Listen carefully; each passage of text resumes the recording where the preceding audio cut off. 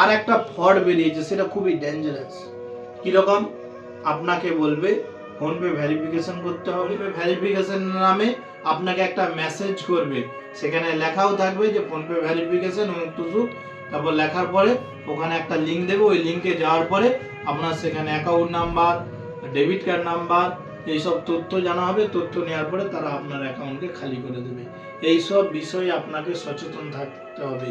আপনি জানেন না, লেখাপড়া জানেন না, আপনি ফোনপে খুলে নিয়েছেন, আপনি ভালো করে না যাকে পাঠাচ্ছেন তারও নাম পড়তে পারেননি। ভাই, যারা যারা নামটা পড়তে পারছে না তারা ফোনপে খুলবেন না, দয়া করে ফোনপে খুলবেন না।